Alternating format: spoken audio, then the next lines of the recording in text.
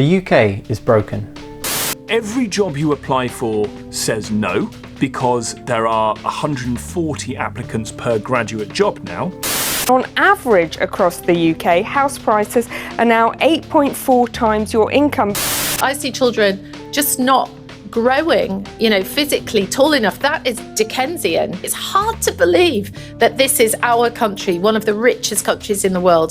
The waiting list for elective care has reached a new record of almost 7.7 million. Expect lots of cuts, possibly as much as £6 billion, including to disability payments. We're screwed.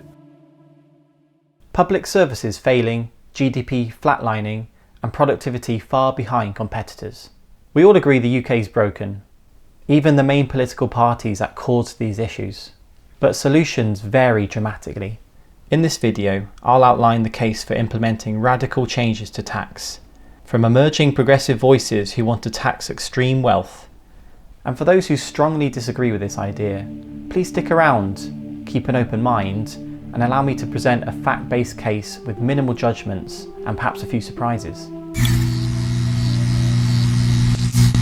At a glance, the UK is the 6th largest economy in the world, with a slightly elevated inflation rate and a fairly decent unemployment rate of 4.5%. Not great, not terrible. But diving beneath these top-line metrics shows a country rapidly failing people. Wages have been stagnant since 2008. Not great, but it's not horrifying. UK houses haven't been this unaffordable since 1876. That little bump is World War II. When the country looked like this. Rent inflation is sky high, with wages failing to keep up. We see a much darker picture of the UK economy and the squeeze placed on the average Briton. This squeeze is disproportionately felt by those on low incomes, as their fixed costs represent a much higher proportion of their total income. More on that later. It's also most keenly felt by young working people, often in low-paying entry-level jobs or entering a terrible job market, not on the property ladder and saddled with high student debts. If you are someone that went to university, applied for jobs, can't find a job, and now you're back home living with mum and dad, isn't the truth that the work hard at school, go to uni, get on a grad scheme thing is sort of over? Their tax burden is high, like everyone else, but they don't get the same value. The average 65-year-old costs the NHS 2.5 times more than the average 30-year-old. Over 12% of the budget props up state pensions for the richest generation in history. Good heavens! This is a palace! How in the world can you afford to live in a house like this, Simpson? I don't know. Don't ask me how the economy works. It's easy to see why young people feel the social contract is broken. I'm not lazy, I'll work. So what do I get for working? Okay, I go down the pub. £8.50 for a pint. Can I see my friends? No, they're all at work. A boring subsistence level existence of essential slavery. The economy's been rigged against them, and it's happening all over the globe. The social contract that is now no longer in place, and for the first time in the US's history, a 30-year-old is no longer doing as well as his or her parents were at 30. This is a breakdown in the fundamental agreement we have with any society. The UK economy is broken and continues to fail. So what are the solutions on the table? I think there are 3 main factions offering solutions to the problem of the UK economy. The neoliberals and their pursuit of growth at all costs. The ascendant populist far right and its war on immigration, government waste, and progressive policies including green energy subsidies. And a growing progressive movement around taxing extreme wealth and tackling spiralling inequality. Thanks to right-wing media monopolies and private interests, neoliberal and far-right policies dominate the current discourse in the UK, and I want to tackle what these factions have to offer in future videos. But the Overton window has shifted to such a degree that it's easy to forget there are radical left-wing solutions waiting to be implemented. One of these is the idea of taxing extreme wealth, shifting tax policy to focus on wealth instead of work. We're not talking about taxing working people. I've never once said tax working people. I'm saying tax wealth, not work. Wealth inequality is at the very heart of this debate. This is simply the distribution of wealth and how wealth is increasingly concentrated at the very top. Most people dramatically underestimate wealth inequality, especially at the bottom and top wealth distributions, the rich and the poor. Not what we think it is, or how we think it should be, but how it really is. we can now see that Britain is not such a fair country after all. Wealth inequality has always been high throughout most of human history. In 1670, 82.7% of wealth was in the hands of the top 10%, and the bottom 50% of the population held less than 1% of total wealth. This trend largely continued until between 1900 and 1910, at the height of the British Empire's power, when inequality reached a historic all-time peak, with the top 10% owning 94% of the nation's wealth, and the top 1% owning 70%. Then something amazing happened. Wealth inequality began to decline for the first time. The reason? World War I. To help fund the war between 1914 to 18, the standard rate of income tax rose from 6% to 30%. After the war, Britain shifted to a more progressive marginal tax system. That meant higher earners would pay more tax for the first time. The foundations of the British welfare state began to emerge. The decline in inequality accelerated sharply after World War II, when Labour took power in 1945. They introduced the welfare state, designed to take care of the British people from the cradle to the grave. The NHS was created, the state pension was introduced, 4.4 million new social homes were built, whole industries were nationalised. Food, houses, employment, leisure and social security for all must come before the claims of the few. The effects of these policies was dramatic. By 1990, wealth inequality had dropped to its lowest ever record. The top 10% share of wealth had been cut in half to 48%, still half of all wealth. The top 1% share was 18%. And the top 40, the middle class wealth share, grew to 42%. Even the bottom 50%, with a historic wealth share of just 1%, had actually risen to 10%. It's depressing to know that I was born after this historic low point. Millennials and younger generations have only known what came next. What just happened? Income inequality rose sharply after 1980 through Thatcher's economic and social reforms, including the tax cuts on the rich, cuts in welfare, state pensions and social housing. No, no, no. It's always Thatcher. Everything is actually Thatcher's fault. It was mind-blowing to learn that in 1961, the percentage of children living in relative poverty was just 13%. In 1991, it had risen to 33% under Thatcher. Today, it remains around 31%. As a result of Thatcher's policies, wealth inequality began to reverse in 1990, rolling back an 80-year trend towards equality. It was decided. Based on what? I don't know. Is this really the way it all works? Today, half of England is owned by less than 1% of the population. In 2020, the top 1% own 23% of the country's wealth. The number of UK billionaires increased from 15 in 1990 to 177 in 2022. And during COVID, billionaires increased their wealth by 150 billion. Many of us would say this is unfair. It isn't fair that the bottom 20% own less than 1% of the country's wealth. It's also a generational injustice, where boomers and Gen X have benefited from historic wealth redistribution policies, but have then pulled up the ladder to later generations like millennials, who grew up during this dramatic reversal in wealth distribution. This has resulted in younger adults not being able to progress with owning a home, having families, and one day retiring. Many in the UK can accept or argue that it's fair that some people will have more than others. But the current status quo is far beyond the imagination of the average Briton. As we've seen historically, wealth inequality was tackled by progressive tax policies and investment in public spending. Which brings us to the topic of the video: taxing the rich. The ultra-wealthy perpetuate and increase wealth inequality partly through our rentier economy, where the wealthy receive income by owning assets rather than creating or producing value. Hi, Pearl. You don't have to raise your voice. English classical economist John Stuart Mill distinguished rentiers from entrepreneurs when he stated they grow richer, as it were, in their sleep without working, risking and economizing. In our modern world, capital is constantly being extracted from us, the consumers. In housing, we pay rent to landlords or pay mortgages to banks owned by wealthy shareholders who profit and continue to speculate on housing assets, further driving up prices.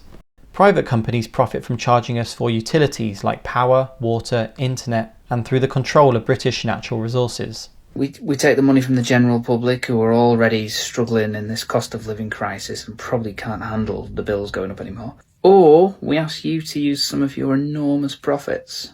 Could maybe do the first one?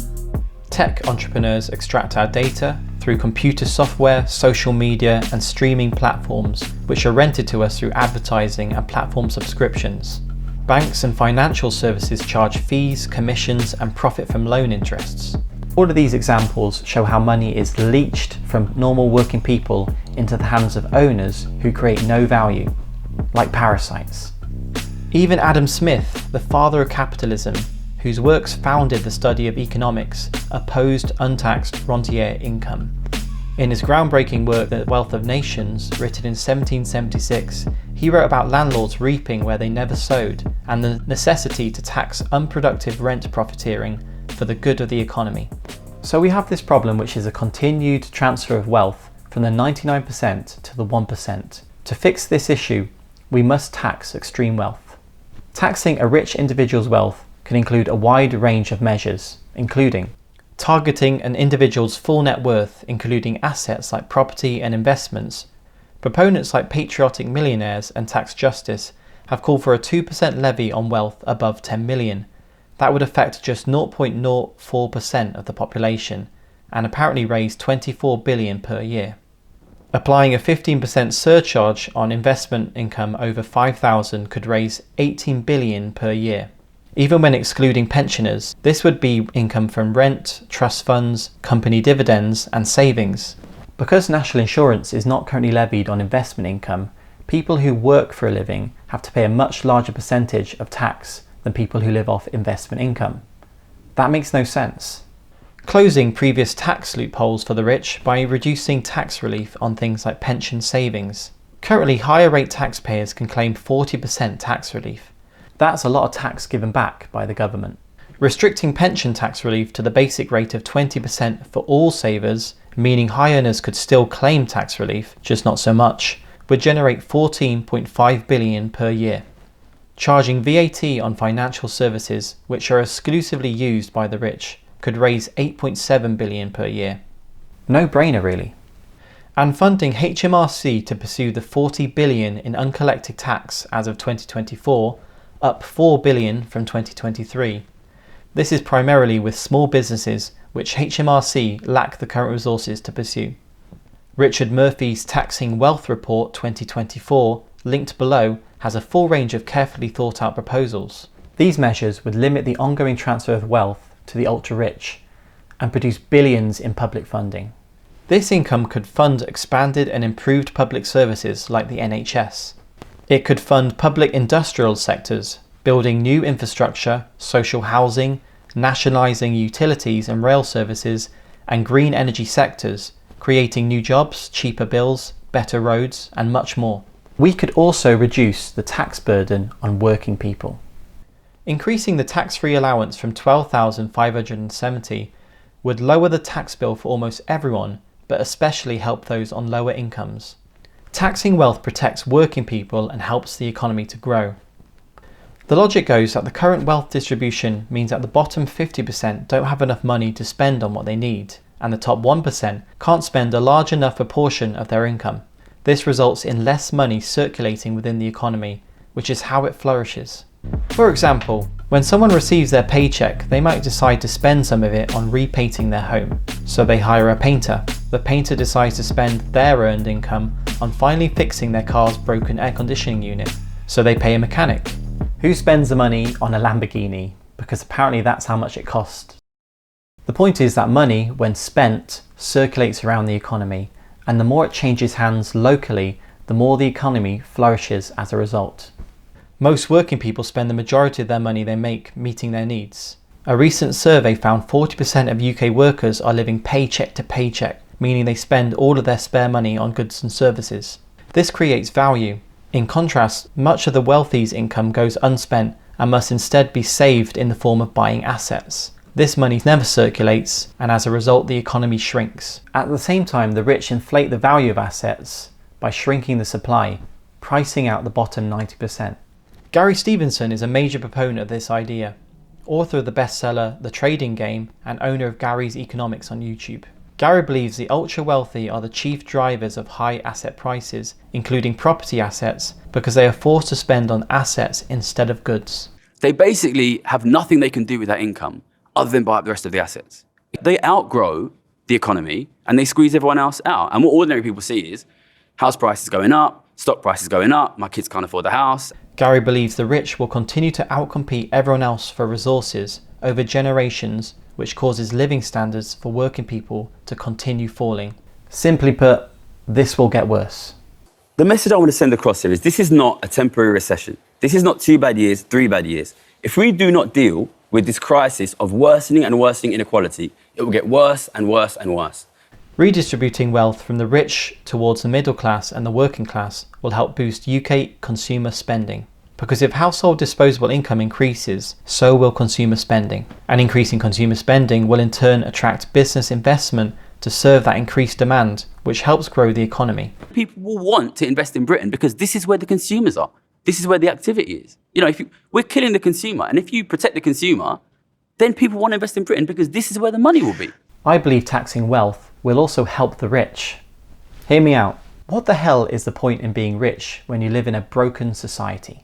Widespread poverty, crime, littered streets, failing public services. There's only so much you can do to insulate you and your family from the squalor that permeates the UK. Yes, you can use your private healthcare, pay for elite schools, live in gated communities, hire private security to replace police spending cuts, chill at the exclusive golf club, and dine at the most discriminating establishments. But there will be a time when you step onto the street and you have to walk past the many homeless. You'll still be a target for criminals. You'll wait years for justice as a victim in our crumbling and backlogged court systems, while social unrest and strife drives your countrymen into the arms of political extremism. If I was rich, I would want to live in a flourishing society. They are not poor. They are not struggling. I'm so sorry you can't buy your 5th car, but we have to contribute to society.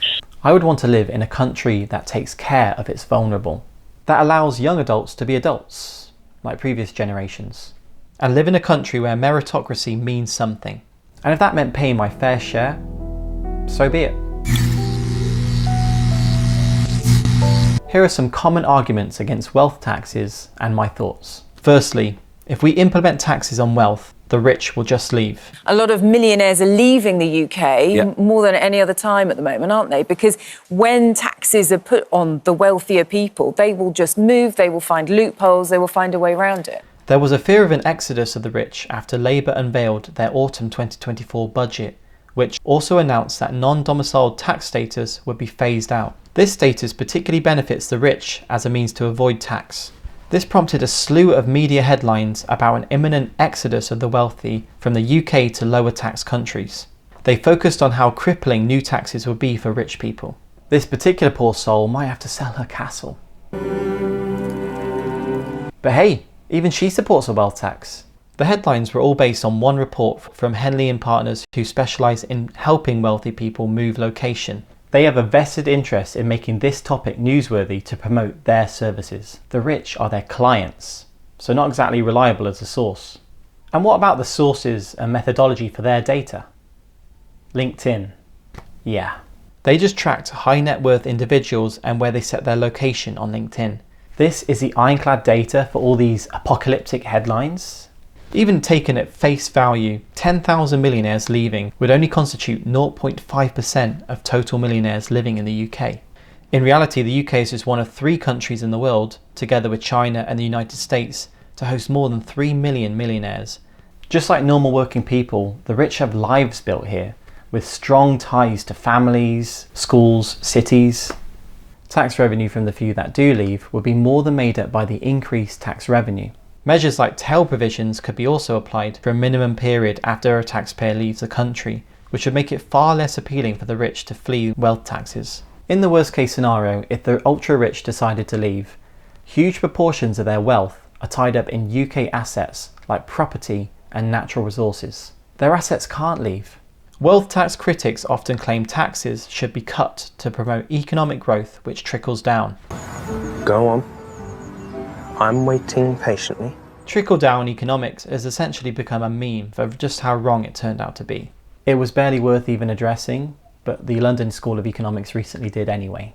They analysed the economic effects of major tax cuts for the rich across 5 decades in 18 wealthy nations. The effects were the rich got richer, unemployment and economic growth were unaffected. There was no evidence that tax cuts for the wealthy generates economic growth. Some believe the wealthy are already taxed too much. Earning £120,000 is probably one of the worst salaries you can get in the UK. Because after a while it becomes quite boring paying an enormous amount of tax and having endless people coming on and saying we should pay more.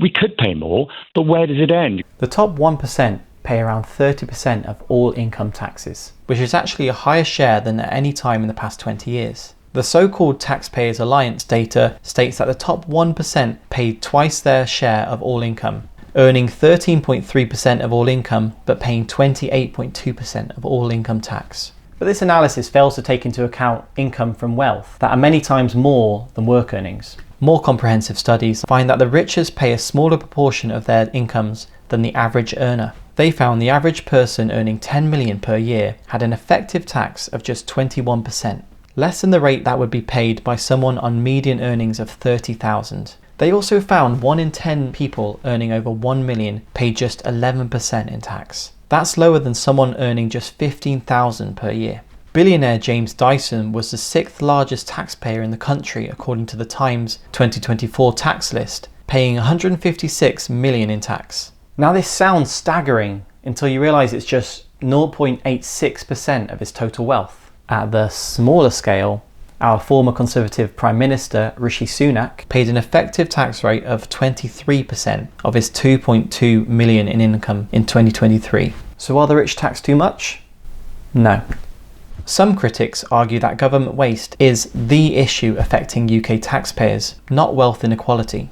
We need a British form of Doge, as Elon Musk has got in America. Let's have a British Doge! Government waste has been at the forefront of Conservative politics for decades. It's touted as the reason your government runs budget deficits. It's commonly brought up to dissuade support for funding government programmes and brought up as the reason why your taxes are high. It's strange that there's such concern from the right wing about government deficits when they're often the result of tax cuts to the rich. Deficits aren't really the catastrophe that people like Elon Musk claim them to be in countries that have their own reserve currency. But even if they were, surely increasing taxes on the wealthy would be the obvious solution. It quickly becomes obvious they don't care about deficits at all. It's simply an excuse to continue to lower taxes on the wealthy at the expense of working people and the poorest in our society. Now, I'm not saying it's difficult to find some ridiculous examples of government spending. Organisations like the Taxpayers Alliance pump out a steady stream of what is effectively rage bait designed to gain public support for tax cuts and push austerity measures. It was never about getting better value for taxpayers. They're effectively a front for the Conservative Party. In 2009, the TPA set up a charity research trust that allowed wealthy individual donors to claim 40% in tax relief. This also allowed TPA to funnel more than $500,000 straight to themselves as charitable grants. This is a completely corrupt organisation designed to push government waste as the problem facing taxpayers. This is why extremely wealthy individuals like Elon Musk in the US push for government cuts. The Department for Government Efficiency is simply distraction policies designed to make you ignorant of the true problem, which is wealth inequality. In the UK, individuals like James Watts, founder of Brewdog, and Nigel Farage want to do the same thing that is happening in the US. During the years of New Labour under Blair and Brown, the TPA made the same old grand claims of billions in pounds of government waste. But then when their Conservatives came to power, suddenly all of these savings avenues were nowhere to be seen. You didn't see graphite. I did. You didn't. You didn't! Because it's not there! The main point is this. We already tried Doge in the UK. It was called austerity. It lasted 14 years. And it didn't work. I apologise. So remember, the next time the TPA rears its ugly head, or another Farage talks about government waste, they are most certainly trying to distract you from the real problem while benefiting themselves at your expense. This brings me to the strongest argument against wealth taxes, that wealth taxes don't work. I think the problem with the wealth tax is generally it doesn't work. It's been tried in a lot of different countries, and over the course of the last sort of 20 years, I think those 12 countries have reduced down to just 3 countries, and the 3 countries that are using it have a completely different tax system. So there are problems with wealth taxes. Critics argue that a tax on net worth, like the commonly proposed levy on wealth above 10 million, isn't sustainable for more than a one-off tax. So for a 1% tax, you lose between 7 and 17% of your tax base every year that the tax is enforced. The tax on basically to people changing their behaviour, to moving their investments overseas or whatever. So it might be 24 billion the first year. I still doubt it, but it's gonna fall pretty quickly. They argue many countries that implemented wealth taxes later repealed them, with only 4 of all 38 OECD countries currently imposing a wealth tax. France being a recent example, with Macron abolishing their wealth tax in 2017, although they still replaced it with a property wealth tax. That said, Tax Justice UK argued the French threshold of just 1.3 million was too low, which meant it came with an astronomical administrative cost. It takes huge resources in the public sector payroll, valuations, data collection to successfully assess and tax wealth. In contrast, the proposals in the UK to tax wealth over 10 million would only affect 20,000 individuals, instead of the 343,000 households in France. This counter-argument is supported by Arun Advani, director of the Centre for the Analysis of Taxation, who says we can learn from the failures of previous wealth taxes by having a high threshold to cut down the administration costs. Nevertheless, wealth taxes compared to income taxes are labour intensive and tough to assess because the rich are very good at hiding wealth through companies with disguised ownership and trusts that are difficult and costly to legally challenge. As Professor Richard Murphy argues, wealth that is discovered can be extremely difficult to value. That said, recent research has pointed out the fact that there has been significant progress on international tax transparency that would make such wealth taxes more feasible. And after all, the value of estates are routinely determined in divorce and inheritance legal disputes, so there's a precedent. If it was the case that a tax on net assets was too unworkable, even when focused on just 20,000 individuals, then we still have many far easier ways of taxing wealth. As mentioned before, Murphy argues we can charge national insurance on investment income from rents, savings, stock dividends and trusts. This is far easier because it can be applied at the point of transaction. We can still fund and empower HMRC to collect the tens of billions in uncollected tax and close loopholes that primarily benefit the rich at the expense of everyone else. These taxes are sustainable for the long term, they're efficient as work income taxes, and they're just as easy to implement. These proposals could fund public services that are actually fit for purpose and allow our economy to thrive again by funding investment and facilitating higher consumer spending. So here we are, 1 in 3 children living in poverty, 1 in 4 adults. A third of millennials will never own a home. Is this acceptable to you? No? Then we have to do something about this. Immigrants didn't cause this. Poor people didn't do this. It started in the 80s, with Thatcher, with neoliberal economics. Wealth inequality, which was historically falling in the UK for decades, reversed direction and has been increasing ever since. The rich got richer, the middle class shrunk, and the poorest became even poorer. The poorest households in the UK right now are worse off than Eastern European countries like Lithuania and Slovenia. I just want to say to the British people, do not fall for this. We deserve to thrive. This country was built on thriving. You guys had gone through World War I, World War II, and we all came together to build the NHS, to build the system that we had. We should not be giving it up so lightly. How do we fix this problem? We tax the rich again. The arguments against taxes on wealth rarely hold up to scrutiny, and it's often apparent that they are used by the rich to deflect efforts to redress the growing inequality that they benefit from. The UK is riddled with contemporary issues like cost of living, immigration, growing fascism, and collapsing social cohesion. It faces looming future crises including low fertility, pensions, and even more extreme inequality. These are all issues that the ultra-wealthy have created through naked self-interest. Issues that only taxes on wealth and increased public spending can hope to overcome.